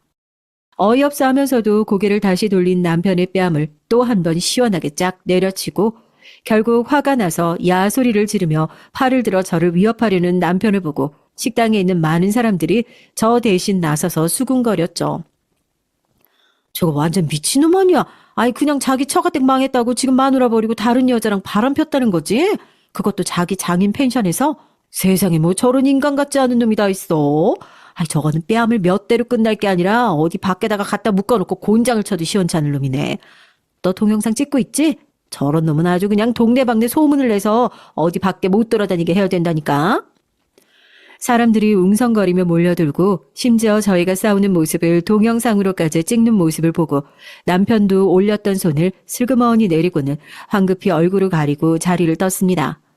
그렇게 말도 많고 탈도 많았던 제 결혼 생활이 막을 내렸어요. 식당에 앉아서 너무 억울해서 엉엉 울고 있는 제게 그럴 수도 있다면서 살다 보면 그런 억울한 일을 수도 없이 많다면서 생판 얼굴도 모르는 사람들이 다가와서 저를 위로해 줬습니다. 이혼은 생각보다 간단하더라고요. 제가 남편한테 줬던 것을 다시 가져오고 남편이 저한테 줬던 것들을 다시 가져가면 끝나는 일이었습니다. 당연히 바람을 핀 남편에게 더 큰 잘못이 있으니 위자료는 섭섭하지 않게 받아 챙겨 나왔고 남편이 살고 있던 집 역시 결혼할 당시 저희 아버지가 해주셨던 거니 당장 짐을 빼라, 더러운 몸 거기에 놔두지 말아라 으름장을 내서 쫓아냈죠. 거기 들어가서 다시 살진 않았어도 저도 생각이 있죠. 그 더러운 몸이 여기저기 닿았다고 생각하니까 그 집 문턱도 다시 밟고 싶지 않더라고요. 부모님도 처음에 엄청나게 노발대발 하셨어요. 이 자식을 만나서 패 죽이겠다느니 시댁 식구들을 완전히 박살을 내겠다느니 역정을 내셨지만 제가 다 뜯어 말렸습니다. 인생에서 똥 밟은 건 나 하나로 족하다고요. 그런 놈 제대로 알아보지도 못하고 데리고 와서 부모님 얼굴에까지 먹칠한 게 너무 죄송한데 이 이상으로 먹칠하면 내가 죽어서 어디 곱게 못 갈 것 같으니까 그냥 저 하나 똥 밟았다고 생각하고 넘어가자고요. 부모님도 억울하고 답답하셨는지 이걸 계기로 우리 가족들이 더 단단하게 뭉칠 수 있는 계기가 되자 그렇게 말씀하셨습니다. 정말 그런 큰일을 겪고 난 덕분인지 몰라도 저와 부모님의 사이는 더욱 끈끈하고 단단해졌어요. 저도 친구들 다 끌고 와서 아르바이트 핑계로 탱자탱자 놀던 대학 시절에 그런 철없는 모습은 확실히 벗어던졌죠. 어떻게든지 우리 집안일을 내 손으로 해결하고 기울었던 기세를 다시 일으키겠다는 생각으로 다시금 일에 뛰어들었습니다. 불필요한 펜션, 회전율이 느리고 마진이 적은 숙소들은 전부 다 정리를 했고요. 그때 제가 직접적으로 경영에 뛰어들면서 저희 집안 사업에 갈라졌던 틈에 조금씩 빛이 들어오기 시작했어요. 저가형 숙소와 고가형 숙소를 나눠서 관광지에 위치한 저가형 숙소들은 매일같이 쿠폰을 뿌리고 이벤트를 하면서 손님이 계속해서 회전할 수 있도록 자리를 만들었고 고가형 숙소는 방송국이나 프로포즈용으로 대관을 하면서 풀빌라 펜션 하루 대여비가 100만 원이 넘어가는데도 자리가 없어서 예약을 하려면 몇 개월씩 기다려야 할 정도로 인기가 확 좋아졌습니다. 전 남편의 소식은 듣고 싶지 않아도 듣게 되더라고요. 여러분도 아시는 것처럼 저희가 대학이라고 또 끈끈한 학연으로 물려있잖아요. 대학 동기들 중에서도 제 처지가 이렇게 된 걸 말은 하지 않아도 은근히 속으로 비꼬고 좋아하는 못된 애들이 몇 명 있는데요. 그런 애들은 저한테 전 남편의 소식을 전하면 제 속이 뒤집어질 거라고 생각을 했던 모양이에요. 물어보지도 않았는데 동창회를 핑계로 연락을 하면서 은근히 전 남편의 근황을 전하더라고요. 나 너 이혼했다는 소식 들었어. 결혼식이 아니라 이혼식이라도 있었으면 빠지지 않고 참석했을 텐데. 사실 우리가 다 그랬잖아. 네가 지금에서 들으면 서운하게 들을 수도 있지만 우리가 다 너 결혼할 때부터 누구 하나 말려야 되는 거 아니냐. 돈 보고 결혼하는 네 전 남편 속이 빤히 보이는데 저런 사람한테 시집가게 냅두는 게 맞냐. 그랬다니까. 그럼 말리지 그랬어. 어? 어? 아이 그럼 말리지 그랬냐고. 너도 뭐 나한테 억하심정 있니? 보면 대학교 때부터 항상 나한테 열등감 느끼고 자격지심 느끼던 애들이 무슨 좋은 소식도 아닌데 내가 이혼했다는 소식, 가세가 기울었다는 소식에 제일 먼저 신나서 전화하더라. 내 전 남편 아직도 개벌은 남 못 주고 돈 많은 여자들 기웃거리면서 꼬시고 있다는 소식도 잘 들었고 이제 이런 얘기 들어도 하나도 열 안 받을 정도로 그 집에 정 떨어졌거든. 아, 너 말 전하는 거 좋아하니까 전하는 김에 내 소식도 좀 전해줄래? 우리 집 완전히 다시 일어섰고 곧 제주도에 호텔 오픈하니까 니네가 여름 휴가에도 돈 간신히 모아서 가는 그런 펜션 아니고 호텔이라서 내 초대 없이는 언제 한번 발이나 디딜 수 있으려나 모르겠지만 하여튼 우리 집 안 망했으니까 다시 열등감 느끼면서 살라고. 그럼 끊는다. 한 번의 결혼 실패를 거치면서 저도 많이 단단해졌죠. 애들이 긁는 소리에도 눈 하나 깜짝 안 하고 저렇게 맞받아칠 정도가 됐으니까 말이에요. 하여튼 속 긁는 사람은 둘째 치고 저희 집은 제 경영 참여를 시작으로 다시 예전의 영광을 되찾은 상태였습니다. 오히려 예전보다 더 잘 나갔다고 봐야 맞겠죠. 저희 부모님 평생 소원이 뭐 모텔이나 펜션 이런 게 아니라 규모가 작더라도 호텔 한번 운영해봤으면 좋겠다였는데 조금 늦고 멀리 돌아오긴 했지만 그렇게라도 부모님의 소원 들어드릴 수 있어서 참 다행이다 싶었습니다. 드디어 부모님과 제 청춘, 피눈물이 담긴 호텔이 오픈했고 결과는 초대박이었어요. 상대적으로 값이 비싼 메이커 호텔에 비해서 저희 호텔은 가격이 조금 더 저렴한 편이었기 때문에 제주도에 있는 관광객들로 연일 방이 가득 차고 호텔 수영장이 꽉 찰 정도로 호황을 누렸습니다. 그렇게 호텔을 성황리에 오픈해 두고 나서 저도 그날만큼은 호텔 직원이 아닌 호캉스를 누리러 온 부모님의 딸로서 오랜만에 유니폼을 벗어 던지고 안주와 술을 들고 호텔 풀로 향하고 있었어요. 와, 이런 드라마 같은 일이 제게도 생길까 했었는데 정말 거짓말처럼 맞은편에서 시어머니와 시누이가 걸어오는 게 딱 보이더라고요. 그 부분만은 무슨 조명을 쏴놓은 것처럼 딱 보이고 주변 인물들을 페이드 아웃되는데 정말 우습게도 이 인간들이 이번에 누구 등골을 빼먹으면서 이런 호사를 누리고 있을까 이런 생각이 들면서 인상이 찌푸려지는 게 아니라 어이없어 웃음이 다 나오더라니까요. 물론 저랑 로비 복도에서 정면으로 마주친 시어머니도 저를 보고 소스라치게 놀라는 건 마찬가지였어요. 이혼하고 나서 처음 만나는 시댁의 모습에 반갑게 인사를 했죠. 저도 이 호텔 직원이라서 잘 알잖아요. 팔에 차고 있는 팔찌만 봐도 어떤 수준의 방에 묵고 있는지요. 딱 봐도 이번에 할인 행사 때 풀린 가장 저렴한 방에 묵고 있더라고요. 풀장도 못 들어가는 것 같고. 어머, 어머님 여기서 다 뵙네요. 여기 호텔이 풀장이 그렇게 좋다는데 다들 풀장 가시는 길이에요? 전 지금 막 가려고 했는데 그러지 말고 같이 가요. 이렇게 만난 것도 인연인데 뭐 같이 놀지도 못하더라도 가는 길 같으면 같이 가고 그러는 거 아니겠어요? 아니 뭐 됐다. 우리 뭐 풀장 가서 놀고 싶은 생각도 없고 너랑 여기서 말 섞고 있을 생각도 별로 없고 하여튼 뭐 옛날에 집에서 돈 좀 만졌다고 아직도 그 사치하고 뭐 하는 버르장머리 못 끊었나 보지? 아니면 너 우리 집에 있을 때 아침 저녁으로 원룸 청소했다면서? 원룸 청소한 돈 한 푼 두 푼 모아가지고 큰맘 먹고 놀러라도 온 모양인데 그걸로도 돈 좀 꽤나 벌었나 보다. 아 이런 데서 밥도 다 먹을 정도가 되고. 엄마 생각 좀 하고 얘기해. 제가 어떻게 이런 데로 오겠어? 여기 1박에 얼마인 줄 알기나 해? 우리도 할인 행사에서 겨우 왔는데 제가 무슨 돈이 있어서 이런 데로 오겠어. 집도 쫄딱 망했는데. 옷차림 봐봐. 수영복 입고 음식 들고 있는 게 딱 봐도 여기서 일하는 거잖아. 지금 어디 수영장에 음식 나르러 가다가 우리 얼굴 좀 봤다고 허세 부리고 싶어서 괜히 호텔 놀러 온 척 하는 것 같은데 야, 너 그러는 거 더 없어 보여. 이제 그런 조롱에도 화조차 나지 않는 제 자신이 참 대견스럽다 싶더라고요. 그래도 이렇게 자기들 세상이 전부인 줄 알고 제 앞을 막아세우고 저를 조롱하는 사람들에게 이번엔 제대로 된 굴욕감을 선물해줘야겠다 싶어서 전화를 걸어 보안팀을 불렀습니다. 우리 호텔 투숙객 가려받으라는 얘기 못 들었어요? 로비에도 똑똑히 전달해요. 우리 규정 알고 있죠? 복도에서 큰 소리 내면서 다른 투숙객들에게 불쾌감을 주고 혐오감을 일으키는 투숙객들은 언제든지 내쫓을 수 있다고요. 저 지금 이 호텔 부사장으로서 얘기하는 거예요. 여기 두 분 방으로 정중하게 모셔다 드리고 짐 싸고 택시 부르는 거 도와드려요. 뭐? 네가 여기 부사장이라고? 아이 그럴 리가 없잖아. 니네 집은 쫄딱 망했는데. 아 네가 어떻게 부사장이 될 수 있어? 아이 그럼 이 호텔이 니네 아버지 거라는 얘기야? 그래, 네가 쫄딱 망했다고 무시했던 우리 집 호텔인데 여기가? 그런 호텔에서 이렇게 밥도 먹고 풀장까지 추가할 돈은 없었나 봐. 이런 곳도 겨우겨우 할인받아서 올 정도로 어렵게 살고 있는 건가 아직도? 아, 아닌가? 여기도 또 너네 아들 잘하는 짓 있잖아. 돈 많은 여자 꼬셔서 이렇게라도 겨우겨우 온 건가? 야, 너 미쳤어? 너 말 다 했어 지금? 화가 잔뜩 나서는 제 머리채를 잡으려고 손을 뻗는 전 시어머니를 보안팀에서 제지하고 소란을 피우셔서 강제로 퇴실 조치하겠다는 통보를 날렸습니다. 제 전화 한 통에 5분도 안 돼서 그 방에 있던 짐들이 로비로 쏟아져 나왔고 시댁 식구들은 로비에서 사람들이 무슨 일이냐고 웅성거리는 소리에 얼굴이 새빨개져서 택시를 타고 꽁지가 빠져라 도망을 치더라고요.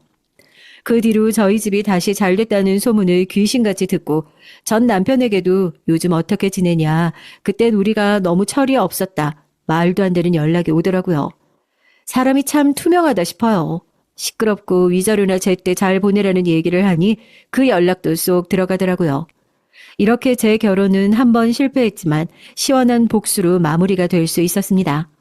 어디선가 또 집 좀 산다는 여자한테 콩고물 얻어먹으려고 빌빌거리고 있을 내 전 남편아, 제발 정신 좀 차리고 똑바로 살길 바란다.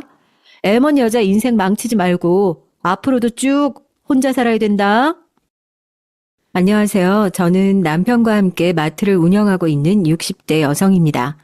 옛 어른들 말씀 중에 자식을 가리키며 10손가락 깨물어 안 아픈 손가락이 없다라는 말이 있잖아요. 자식이 몇이 되었든 다 소중하다는 그런 말을 할 때 사용하죠. 그러고 보니 예전에 TV에서 보니까 어떤 게스트가 그러더라고요.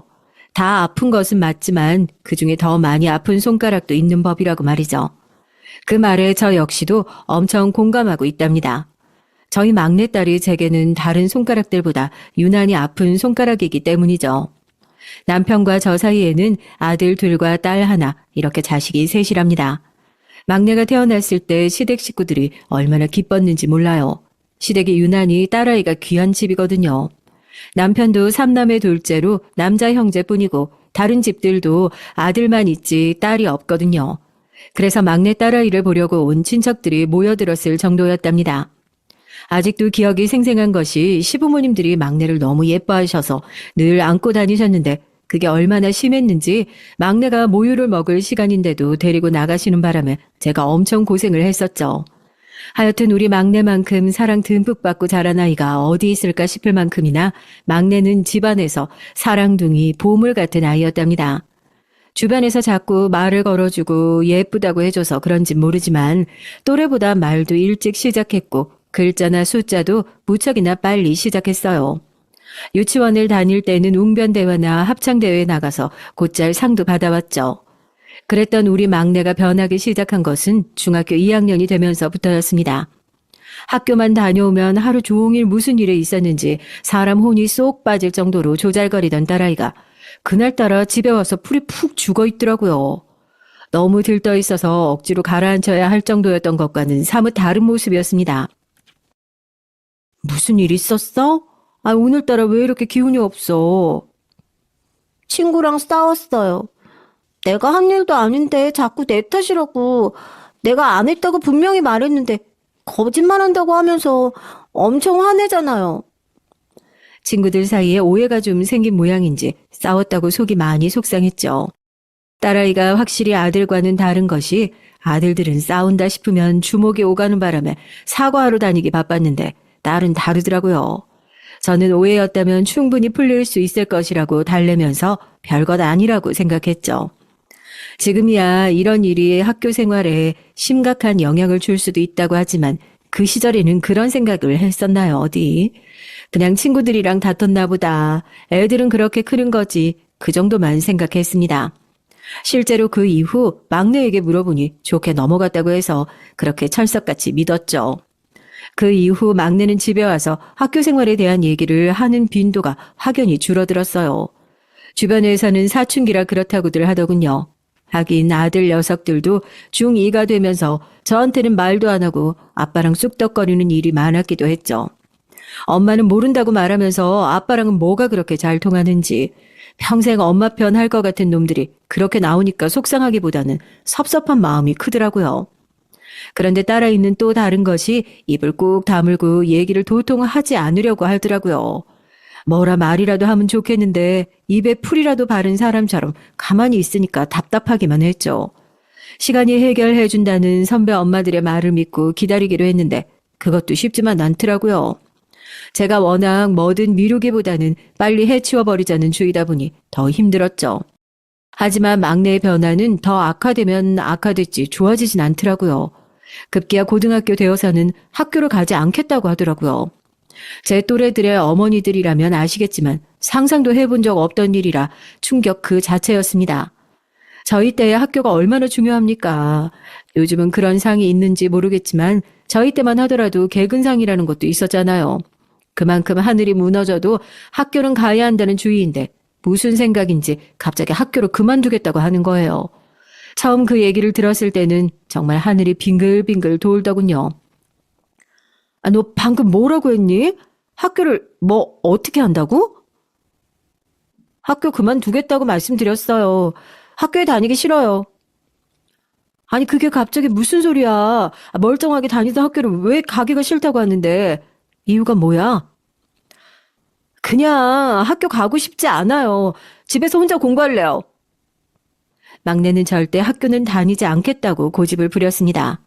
이유를 말하라고 하면 입을 꾹 다물고 고개만 저을 뿐이었죠. 크게 소리도 못 지르겠고 진짜 미치고 환장하겠더라고요.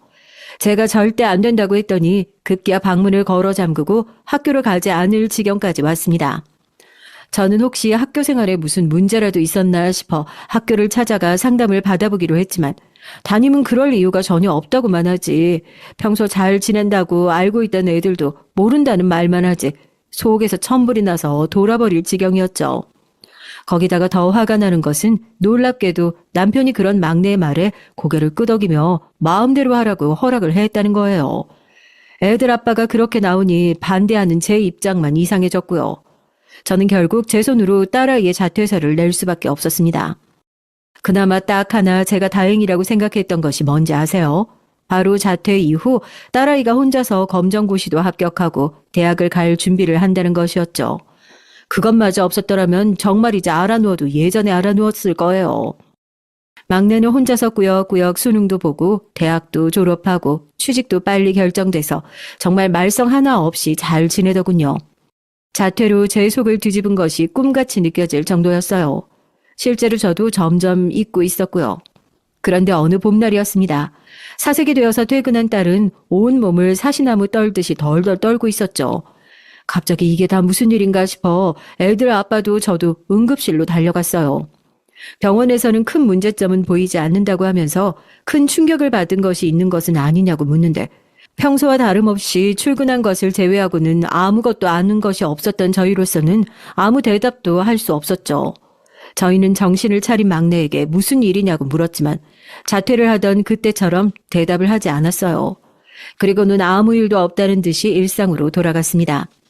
남편도 일시적인 일이라고 그냥 넘기는 것 같았어요. 하지만 저는 일이 손에 잡히지 않을 정도로 걱정이 됐습니다. 자다가도 벌벌 떨던 막내의 얼굴이 생각나서 벌떡벌떡 일어났어요.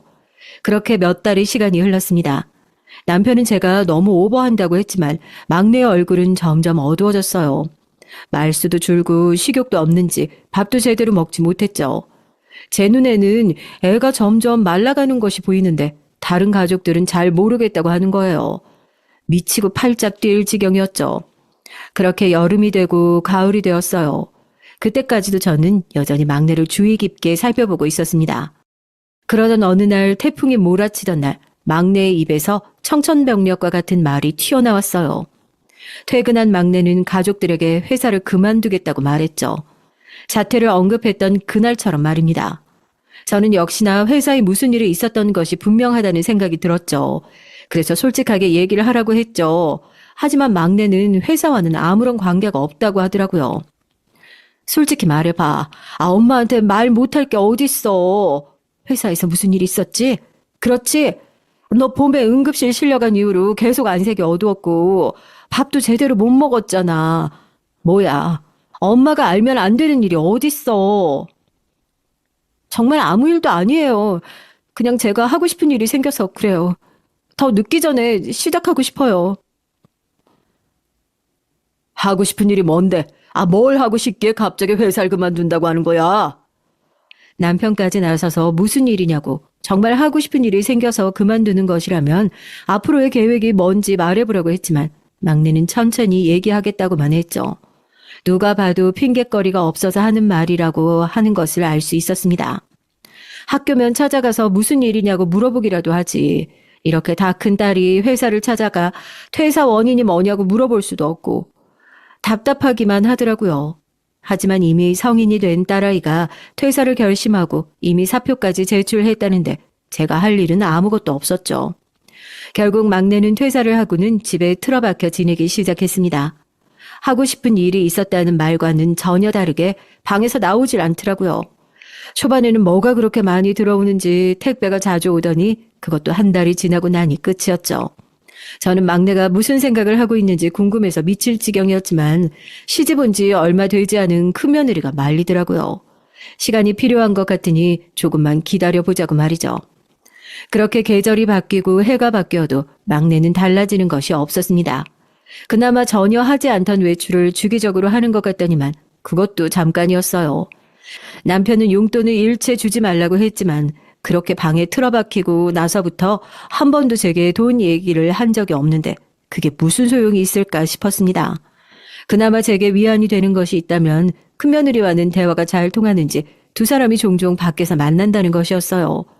큰며느리는 무슨 심리상담센터에서 일하고 있었는데 제게 막내는 괜찮을 것이라고 말하며 시간을 달라고 했죠. 제 마음은 알지만 지금은 막내를 기다려줄 때라고 말이죠. 저는 정말 큰며느리의 그 말 덕분에 참고 있을 수 있었답니다. 막내를 향한 걱정이 깊어지고 있던 그때 저희 집에도 큰 변화가 생겼어요. 둘째가 결혼할 사람이라고 하면서 소개를 시켜줄 여자가 있다고 하더라고요. 저희 집은 큰애도 그렇고 둘째도 그렇고 한 번도 저희가 결혼에 관한 얘기를 꺼낸 적이 없는데도 잘만 짝을 찾아오더라고요. 친구들은 선을 알아봐야 한다는 둥 결혼 생각이 조금도 없어서 걱정이 너무 된다고 하는 사람도 많았는데 말이죠. 큰애 결혼을 시키면서 이미 겪은 일이라 그런지 둘째는 상대적으로 긴장이 덜 되더군요. 큰 며느리는 집에서 보는 것보다는 밖이 낫지 않겠냐고 말하면서 식당까지 예약을 하더라고요. 모든 것이 잘 풀린다 싶었는데 문제는 막내였습니다. 막내는 절대 안 나간다고 딱 버텼어요. 갑자기 마트를 지키고 있겠다나 뭐라나 평소에는 마트에 콧배기도 보이지 않던 것이 무슨 바람이 불었는지 마트를 핑계를 대며 나가지 않겠다고 했죠. 뭐 그 자리에 막내가 꼭 갈 필요가 없기는 했어요. 그냥 인사만 하는 자리인데 막내가 안 가더라도 따로 보던가 하면 되는 일이니까요.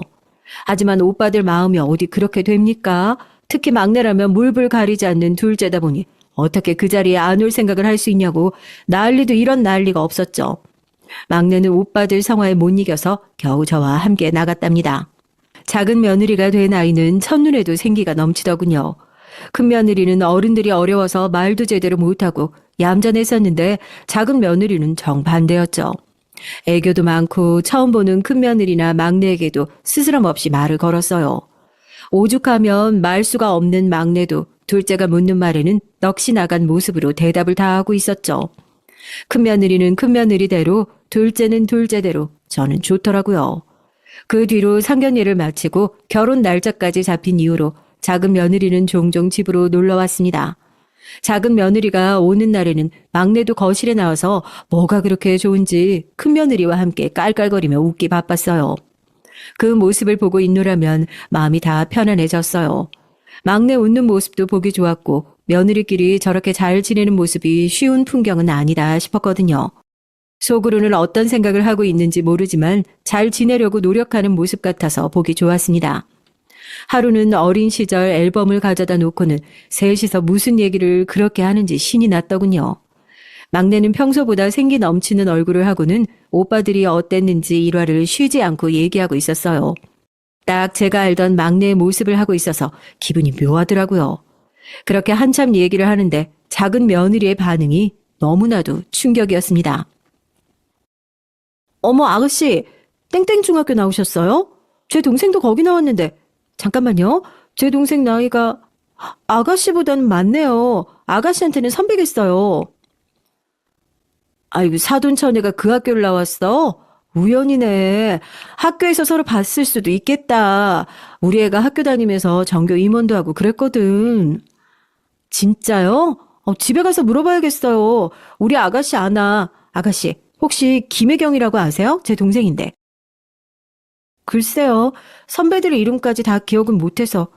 그리고 전교 학생 수가 얼마나 많은데 알겠어요. 제 이야기 하셔도 모르실 거예요. 작은 며느리는 고개를 끄덕이며 그럴 수 있겠다 하면서 웃어 넘겼죠. 하지만 큰며느리와 막내는 두 사람이 아는 무언가가 있는 것인지 둘이서 눈을 마주하더라고요. 학교 얘기가 나오자마자 예전 생각이 나서 저도 모르게 막내를 지켜보고 있지 않았더라면 전혀 몰랐을 정도로 두 사람의 행동은 은밀했습니다. 저는 나중에 따로 큰며느리에게 무슨 일이냐고 물었지만 말할 수 없다고 하더라고요. 무슨 얘기기에 그렇게 두 사람이서만 비밀처럼 간직하고 있는지 모르지만 막내가 알려지기를 원치 않는다고 하니 한 발 물러설 수밖에 없었답니다. 그 뒤로 학창시절 얘기가 계속되자 막내는 눈에 띄게 말수가 확 줄어들었죠. 큰며느리는 그런 막내를 대신하듯 작은 며느리 얘기에 맞장구를 치면서 분위기를 이어갔어요. 그 뒤로도 셋은 종종 옛날 얘기를 하면서 보냈는데 중학교 시절 얘기만 나오면 막내는 입을 다물었죠. 막내의 학창시절 제가 모르는 무언가가 있었던 것이 확실하다고 의심하기 시작한 것도 이때부터였어요. 아무 일도 없다고 말하던 학교 선생님을 믿고 그냥 넘긴 것이 잘못은 아니었나 후회가 됐습니다. 결혼식을 앞두고 막내는 갑자기 열이 올라 병원에 입원을 하는 바람에 결혼식에 참석하지 못했어요. 결혼식에서 저는 처음으로 사돈처녀를 만나고 깜짝 놀랐습니다. 눈이 날카롭게 생긴 것이 둘째와는 전혀 다른 이미지였죠. 같은 부모를 둔 자매라는 사실이 의심이 될 정도로 다르더군요. 생김새는 둘째치고 성격도 완전 달랐는데요. 공손하긴 했지만 조금은 차갑다는 느낌도 들었죠. 작은 며느리의 얘기에 의하면 사돈처녀는 파스타집을 운영하고 있다고 하더라고요. 테이블이 5개 남짓밖에 되지 않는 곳이라면서 전혀 대단한 일은 아니라고 말했지만 제 눈에는 저 나이에 벌써 자기 가게를 가지고 있을 정도면 얼마나 노력을 했을까 싶어 대견하기만 했습니다. 사돈은 둘 다 작은 며느리가 대학생일 때 돌아가셨다고 들었거든요. 그 이후로 둘이서 의지해가며 얼마나 열심히 살았겠어요. 그런 얘기를 들어서 그런지 오히려 제 눈에는 그런 모습이 침착하고 듬직해 보이기까지 했습니다. 결혼식을 겪어보신 분들은 아시겠지만 당사자들만큼이나 가족들도 정신이 없잖아요. 미리 계획을 다 세워도 사고는 어떻게든 터지기 마련이고요. 큰애가 결혼할 때는 피아노 반주자가 나타나지 않아서 막내 친구가 대신 피아노를 쳤었거든요. 이번에는 사회자가 말썽이었죠. 식장의 모든 사람들은 요즘 말로 멘붕에 빠졌습니다. 다행히 사돈처녀가 아는 사람을 데려와서 시계는 문제가 없었지만 정말 큰일 날 뻔했죠. 다들 안도를 하는데 사돈처녀는 얼굴 색 하나 바뀌지 않고 그대로더라고요. 다들 어떻게 하느냐고 하는 동안 일을 뚝딱 해결하는 모습이 인상적이었답니다. 부모로서 절대로 해서는 안 되는 일 중 하나가 다른 집 아이들과 내 아이를 비교하는 것이라고 하지만 저는 어쩔 수 없이 사돈처녀와 우리 막내를 비교하게 되더라고요. 비슷한 또래의 두 아이인데 하나는 자기 가게를 가지고 있을 정도로 치열하게 살고 있고 하나는 이유도 말하지 않고 그냥 집에서 나오지 않았어요. 사돈처녀는 사돈처녀고 우리 막내는 막내니까 비교하면 안 된다는 것을 머리로는 알고 있었지만 어쩔 수가 없더라고요. 그래도 예전에 비하면 장족의 발전이 있는 것이나 다름없으니 조금 더 참아보자 스스로 달래고 넘어갔습니다.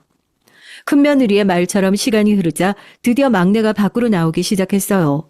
가족들은 다들 반가워하면서도 놀라움을 숨기지 않았죠. 아르바이트를 해야겠다고 말하는 막내가 기특하고 너무 대견했습니다. 이제는 더 이상 불안해할 필요가 없겠구나 싶기도 했고요. 정말 오랜만에 여기저기 면접을 보면서 아르바이트를 구하던 막내는 집 근처 카페에서부터 일을 시작했어요. 오전에 오픈 담당이라고 하면서 아침 일찍 일어나 집을 나서는 뒷모습을 보는데 처음 일주일은 눈물이 핑 돌더군요. 그래, 우리 막내가 저렇게 다녀오겠습니다. 인사하고 나간 적이 언제더라. 그리 오래되지도 않았는데 마치 몇십 년은 된 기분이 들었죠. 막내는 카페 아르바이트를 다니면서 점점 말수도 많아지고 직장에 있던 일들을 얘기해주면서 즐거워하더군요. 초등학교를 다니던 그때의 막내 같았죠.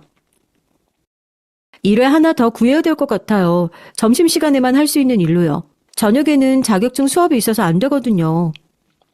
아가씨, 지금 카페 아르바이트 하신다고 하셨죠? 그럼 파스타집은 어때요?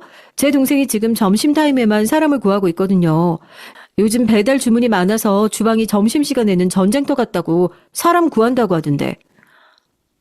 전 요리라고는 할 줄 아는 것이 아무것도 없어요. 오히려 방해만 될 거예요. 아니, 주방이라고 해도 음식 포장이라 바쁠 때 설거지 정도만 하면 된다고 하더라고요. 혹시 아가씨가 불편하면 어쩔 수 없지만 일을 구한다고 하니까 시간도 딱 맞고요. 작은 며느리의 제안에 잠깐 고민을 하는 것 같더니만 막내가 순순히 고개를 끄덕이며 한번 가보겠다고 하더군요. 저는 괜히 사돈처녀에게 부담을 주는 것은 아닐까 싶어서 말리고 싶었어요. 사실 사돈 사이가 사장과 종업원의 관계로 일하는 것이 쉽지는 않잖아요. 저는 개인적으로 가장 어색한 사이가 사돈이 아닐까 싶거든요. 차라리 어른들은 좀 낫지 아직 어린 사돈 처녀들끼리 같이 일을 한다는 것이 되겠나 싶었습니다. 하지만 막내가 흔쾌히 가겠다고 했는데 나서서 말리기도 뭐해서 가만히 있었죠.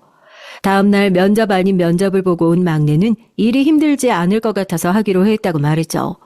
사돈 처녀를 직접 만나보지는 못했지만 홀 직원을 통해 전달받은 상황으로 봐서는 사장이 정확하게 해야 할 일을 알려줘서 힘들 것 같진 않다고 말이에요. 저는 정말 괜찮게 했냐고 몇 번이나 물었지만 막내는 괜찮다고 했죠. 다음 날부터 막내는 오전에는 카페 아르바이트를, 점심때는 사돈 처녀의 파스타집에서 일을 하기 시작했습니다. 두 가지 일을 한다는 것이 체력적으로 잘 버틸 수 있을까 걱정이 많았는데 의외로 꿋꿋하게 잘 하더군요. 첫날에는 긴장을 많이 했는지 땀을 뚝뚝 흘리며 들어와서 걱정을 했는데 막내가 괜찮다고 버틸 수 있다고 말하기에 가지 말라는 말을 못하겠더라고요. 그 다음 날도 그리고 또 그 다음 날도 딸아이는 잔뜩 지친 얼굴로 집에 들어왔어요. 점심 일이 도대체 얼마나 힘들기에 이렇게까지 지쳐서 돌아오나 걱정이 됐지만 막내는 무조건 괜찮다는 말만 했죠. 그러고는 저녁에 자격증 연습을 간다고 나서는데 어깨가 왜 그렇게 작아 보이는지 마음이 아프더라고요. 그렇게 한 달이 지났습니다. 막내는 여전히 종종 새파랗게 질린 얼굴로 집에 들어오기도 했는데요. 이런 날에는 저녁에 움직이지도 못하고 누워만 있었죠. 이제는 큰 며느리와도 얘기를 하지 않는지 큰 며느리도 잘 모른다고 하더라고요. 그렇게 시간을 보내고 저는 도저히 안 되겠다 싶어서 막내가 일하는 시간에 맞춰서 가게를 방문하기로 했습니다. 막내는 오기를 어디 오느냐며 절대 와서는 안 된다고 난리가 났답니다. 하지만 막내의 이런 반응을 보자 오히려 더 가고 싶더라고요. 카페는 꼭 오라고 그렇게 말하던 애가 왜 파스타집에는 오지 말라고 하는지 이해가 되지 않았거든요. 저는 혼자서 찾아가는 건 좀 그래서 큰며느리에게 함께 가자고 말했죠. 잠깐 망설이던 큰며느리도 다행스럽게 시간이 된다고 해서 함께 가기로 했답니다. 가게는 작은 며느리가 말한 것처럼 크지 않았어요. 아담하니 예쁘게 잘 꾸며졌더라고요. 안을 살짝 엿보니까 점심시간 끝물에 맞춰가니 바쁜 것도 정리가 됐는지 홀에는 한 테이블에만 손님이 앉아 있었죠. 가게에 들어가는 홀 직원이 상냥하게 웃으면서 자리를 권하더군요. 저희는 누구인지 밝히지 않고 자리를 잡고 주방을 슬쩍 엿봤습니다. 막내의 뒷모습이 보였죠. 음식 포장을 하는지 정신없이 바쁘게 움직이고 있더라고요. 그래도 여기까지 왔는데 막내를 좀 불러보자 싶어서 소리를 내려고 하는데 그때였습니다. 너무나도 충격적인 일들이 벌어지고 있었어요. 저는 막내를 부르려던 손을 내리지도 못하고 그대로 멈춰 있었습니다. 누군가 막내의 머리를 국자로 툭툭 치고 있는 거예요. 사람은 보이지 않았지만 목소리를 듣고 누군지 단번에 알 수 있었습니다. 사돈처녀였죠. 저는 너무 놀라 헛것을 보고 있나 싶어서 큰며느리를 바라봤습니다. 큰며느리 역시 저처럼 깜짝 놀란 얼굴을 하고 있었어요. 야, 너는 어떻게 뭘 제대로 하는 게 없냐? 내가 설거지 제대로 하라고 했지? 지금 그릇이 없다고 설거지부터 하라고 했는데 뭐 하냐? 배달 주문이 들어와서요. 요리가 나오면 바로 담아서 내라고 하셔서. 야, 내가 설거지 시켰잖아. 근데 왜 딴짓이냐고. 어떤 경우든 내 말이 먼저라고 했어, 안 했어? 아, 너 머리가 없니? 아, 같은 말을 몇 번을 해야 돼. 학교 다닐 때도 맑게 못 알아쳐먹더니 어떻게 그대로냐? 등신 같은 게 진짜. 야, 내 말이 먼저라고. 내가 시키는 대로 하라니까. 하지만 전에 배달은 시간제 있다고 무조건 먼저 하라고 하셨잖아요. 내가? 언제? 내가 언제 그랬는데. 아, 이것 봐라. 이제 기어오르네. 야, 좀 컸다 이거야? 어디서 눈을 똑바로 뜨고 나불거려. 내가 말했지. 너 똑바로 안 하면 그때 그 사진 다 뿌려버린다고. 한번 해줘. 내가 해볼까? 사돈 처녀의 말에 막내는 손을 벌벌 떨며 잘못했다고 하더라고요. 저는 다리가 후들거리고 머리가 어지러워 비틀거렸습니다. 큰며느리는 그런 제 손에 물잔을 쥐어주고는 벌떡 자리에서 일어났죠. 주방에서는 계속 큰 소리가 나오고 있었어요. 말의 대부분은 욕설이었고 간간히 막내의 잘못했다는 말만 들렸습니다. 큰며느리는 바로 큰 소리를 질렀어요. 너구나? 우리 아가씨한테 트라우마 심어준 인간. 이건 또 어떤 사돈 처녀는 저와 큰 며느리를 알아보고는 그 자리에서 정지화면처럼 멈춰 섰어요. 막내는 망연자실한 얼굴로 저를 바라보더니 고개를 푹 숙였고요. 홀에 머물고 있던 손님은 무슨 재미난 구경이라도 난 것처럼 자기들끼리 속닥거리더군요. 저는 힘겹게 몸을 일으켜 주방으로 걸어갔습니다. 제대로 걷지도 못하고 비틀거리는 모습에 막내가 화들짝 놀라며 다가오더군요. 저는 말없이 막내 머리에 붙은 음식을 떼어내며 막내의 얼굴을 쓰다듬었습니다. 세상에 이런 대접을 받으면서 그렇게 몇 달을 다녔다니 그동안 온몸에 땀을 한 바가지 쏟은 사람처럼 지쳐 들어오던 막내의 얼굴이 떠오르면서 눈물이 나더군요. 저는 그냥 막내를 안아주기만 했어요. 오로지 제가 할 말은 미안하다는 말뿐이었죠. 그동안 알아주지 못해서 미안하다고 말이죠. 그 사이 큰며느리는 눈에 불을 켜고 사돈 처녀를 몰아붙이고 있었습니다. 그동안 우리 아가씨를 이런 식으로 괴롭히고 있었구나. 그래서 아가씨가 말도 못하고 있었던 거야. 그런 행동을 했으면서 반성은커녕 조금도 변하질 않았네. 제가 뭘요? 일을 하도 못해서 교육 좀 시키고 있었을 뿐인데 왜 그렇게 화를 내세요? 제가 오죽하면 욕을 하겠어요. 뭘 가르쳐주면 제대로 하는 게 없는데 돈까지 쥐어주면서 일을 시키는데 그럼 그걸 가만히 두란 말이에요? 저는 땅 파서 장사해요. 교육? 요즘 그런 식으로 교육하는 곳이 어디 있는데? 그리고 방금 한 말, 그게 과연 교육 도중에 나올 만한 말이야? 진짜 언니 봐서 참으려고 했는데 야, 너는 뭔데 나한테 반말이냐? 나이 많으면 뭐, 나이 많은 게 뭐라고 반말이냐고. 그리고 방금 내가 뭘 했는데 일 똑바로 하라고 했잖아. 그게 교육이 아니고 뭔데?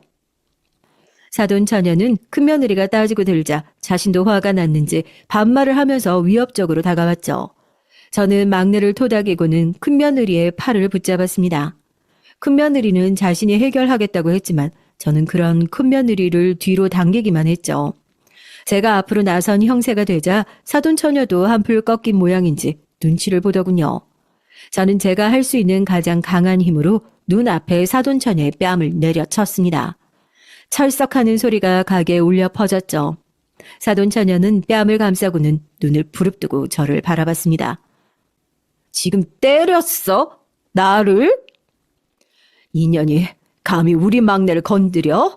무슨 일을 얼마나 못했는지 모르겠지만 그렇게 일을 못하면 자르든가. 어디서 사람을 국자로 툭툭 치면서 욕을 해? 그게 일 가르치는 거야? 지금 내 눈앞에서 당장 사과해. 사과요? 사돈 어르신, 제가 어른 대접해드릴 때 그만하고 그냥 가세요. 제가 무슨 사과를 해요? 일 가르치는 중인데 끼어들어서 사람 나쁜 인간 만들고 싶으신 모양인데 됐습니다. 잘못한 게 전혀 없어? 그따위 행동을 하고도 잘못이 없단 말이지? 그럼 마지막 사진은 사진 뿌린다며. 여기 있는 사람 다 들을 정도로 크게 말했으니까 무슨 소리냐고 잡아댈 생각은 하지 말고 똑바로 말해. 사진이요? 그건 저 말고 따님한테 물어보시죠. 제가 무슨 사진을 가지고 있는지. 사돈 처녀는 사과는커녕 잔뜩 얼굴에 비웃음을 띄우고는 고개를 까딱거리며 막내를 가리켰죠. 막내는 뭐가 그렇게 무서운지 사시나무 떨듯이 몸을 떨고 있었어요. 큰며느리는 제게 빨리 자리를 벗어나는 것이 좋겠다고 말했지만 저는 사과를 받아내지 않고서는, 그리고 사진에 대해 듣기 전까지는 움직일 생각이 없었습니다. 하지만 막내의 상태가 점점 더 심해지는 것 같아 발길을 돌릴 수밖에 없었어요. 저는 나중에 다시 얘기하겠다고 하고는 급하게 집으로 돌아왔습니다. 막내는 집에 도착해서도 한동안 몸을 떨기만 했어요. 저는 큰며느리에게 무슨 일이냐고 물었지만 대답이 없었죠. 답답함에 머리가 터질 정도였습니다. 제가 사돈 처녀에게 얘기를 듣겠다고 말하자 막내가 필사적으로 제 손을 잡고는 고개를 저었습니다. 그럼 답답하게 굴지 말고 말을 해보든가. 사돈처녀가 말하는 게 무슨 소린데. 언제까지 엄마한테 숨길 거야? 엄마가 알아야 널 도와줘도 도와줄 거 아니야. 엄마가 아시면 실망하실 거예요, 저한테. 실망? 내가 실망하면 엄마는 네가 무슨 짓을 저지르든 상관이 없이 무조건 네 편이야. 세상 사람들이 다 너한테 손가락질을 해도 엄마는 네 편이라고. 세상 사람들이 너한테 돌을 던진다고 하면 엄마가 다 막아줄 거야. 엄만 너한테 그런 사람이야, 이거사. 제 말에 막내는 울음을 터뜨리고는 떠듬떠듬 얘기를 하기 시작했죠. 정말이지 막내의 얘기가 계속되면 될수록 저는 하늘이 무너지는 기분이 들었습니다. 사람으로 어떻게 그런 일을 할 수 있는지 놀랍기만 했죠. 그리고 이런 큰 일을 그동안 어떻게 혼자서 안고 살아왔는지 알아봐주지 못했던 순간들이 너무 미안했어요. 막내가 처음으로 제게 친구와 사이가 나빠졌다고 한 이후 다시 관계가 좋아진 것처럼 보였지만 사실은 아이들 사이에서 막내를 따돌리는 무리가 생기기 시작했다고 했습니다.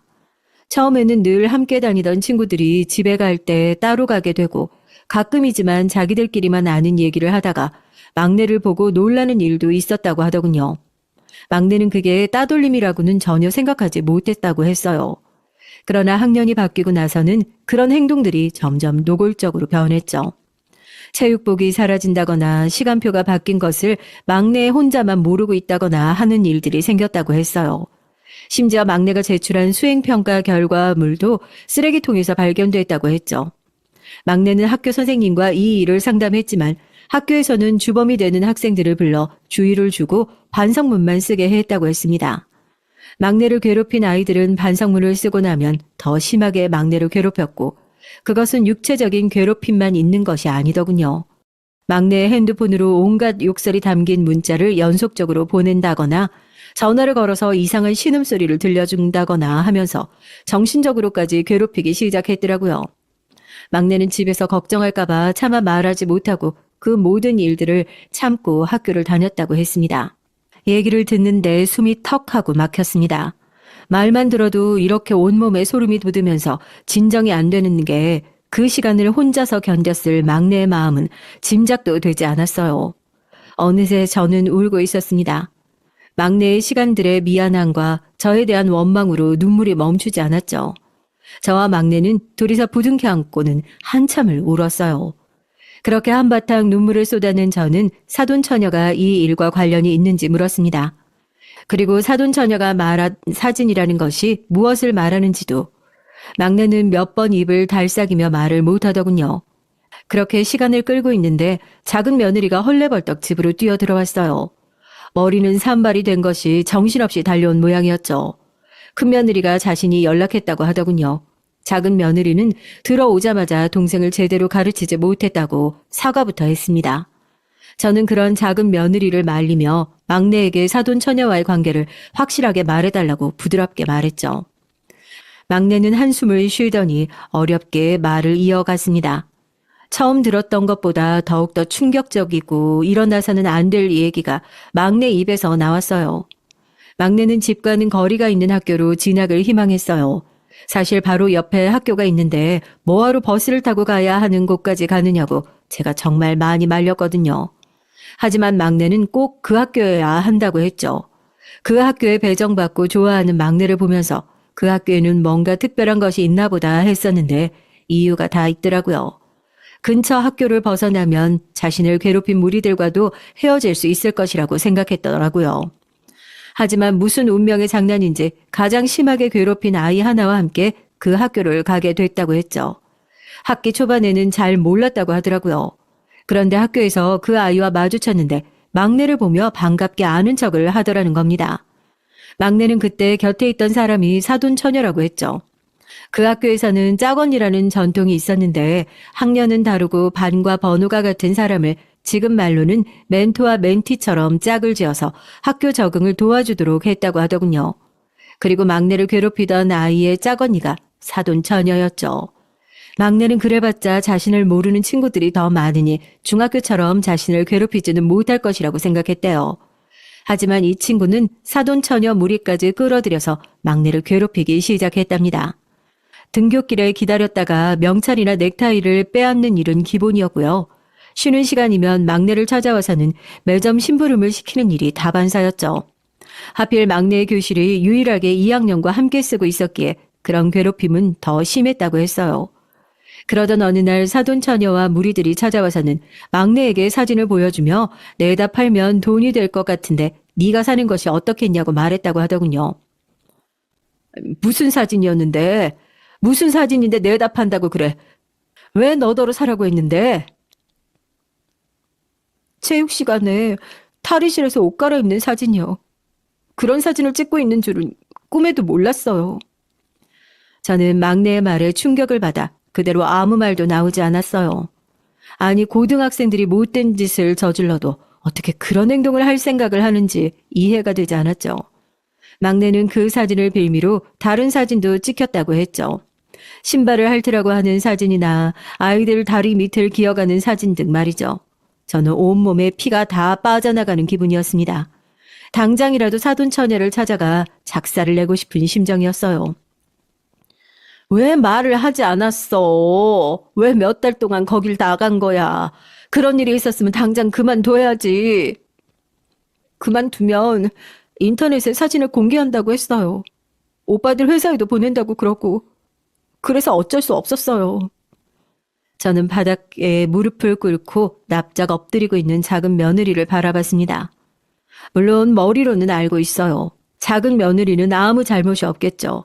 하지만 그 순간에 저는 작은 며느리를 보는 것만으로도 역겨워 앉아있을 수가 없을 정도였습니다. 지금 당장 내 집에서 나가. 2번 다시 내 앞에 나타날 생각하지 마라. 내가 무슨 행동을 해도 그건 다 네 동생 업보라고 생각하고. 어머니, 제가 이렇게 빌게요. 제가 동생 대신해서 이렇게 빌게요. 아가씨, 잘못했어요. 진짜 제가 죄송해요. 필요 없다. 그따위 사과가 지금 가당키나 하니? 너 같으면 그런 일 당하고도 미안하단 말 한마디로 넘어갈 수 있어. 꼴도 보기 싫다. 네 목소리 듣는 것만으로도 소름 돋으니까 당장 내 눈앞에서 사라져. 작은 며느리는 몇 번이고 잘못했다고 빌었지만 저는 매몰차게 막내의 손을 잡고 안으로 들어갔죠. 큰 며느리가 오늘은 그냥 가라고 달래는 소리가 들렸습니다. 저는 오늘뿐만이 아니라 앞으로도 영영 내 눈에 띄지 말라고 소리를 질렀죠. 막내는 제 눈치를 보면서 작은 며느리의 잘못이 아니라고 했지만 제 귀에는 아무 소리도 들리지 않았습니다. 그날 밤 저는 막내와 함께 잠자리에 들었어요. 어릴 때처럼 품에 꼭 안고 아무런 일도 일어나지 않을 것이라고 속삭여줬죠. 저는 다음 날 막내가 큰 며느리와 병원을 간 사이에 혼자 사돈처녀를 찾아갔습니다. 작은 며느리에게 무슨 얘기라도 들었는지 저를 보자마자 잔뜩 굳은 얼굴을 하더군요. 저는 욕이 혀끝까지 올라왔지만 꾹꾹 눌러 참고는 손을 내밀었습니다. 길게 얘기하고 싶진 않고 사진 내놔. 없어요. 어제 언니가 와서 난리치는 바람에 다 지웠어요. 거짓말 하지 말고 너 같은 것들이 그걸 지우라고 했다고 다 지웠을 리가 없지. 웃기지 말라 그래.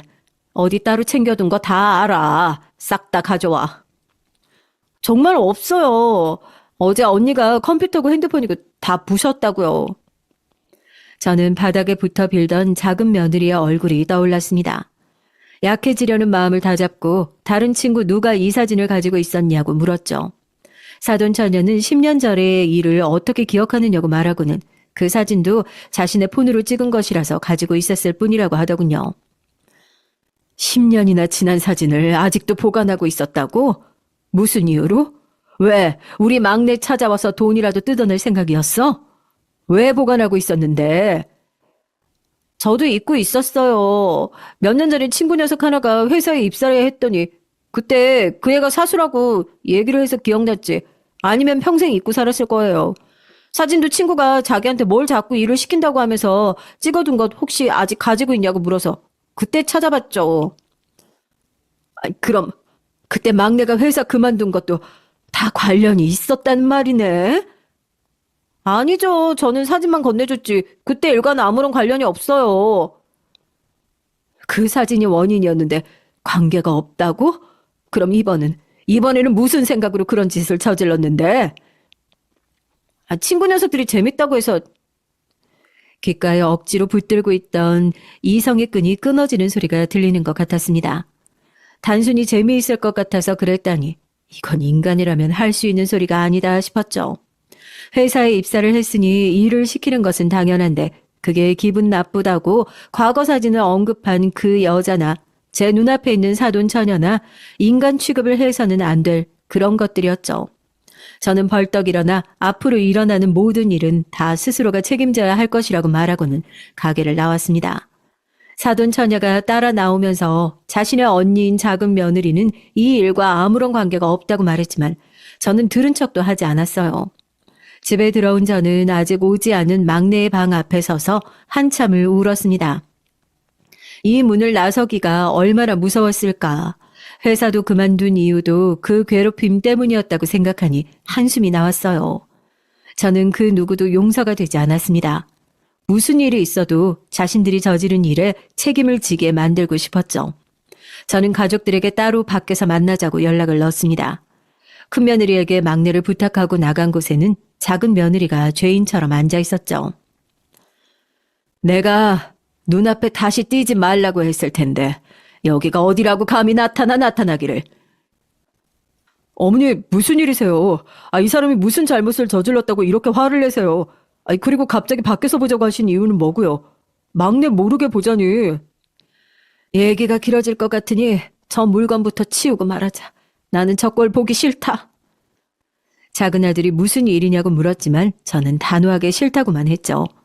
결국 작은 며느리가 나가고 나서야 저는 모든 일을 얘기를 했습니다. 제 말이 이어지는 동안 남편은 눈을 감고 꼼짝도 하지 않았어요. 큰아들과 작은아들은 눈앞에 있는 냉수를 벌컥벌컥 마실 뿐이었죠.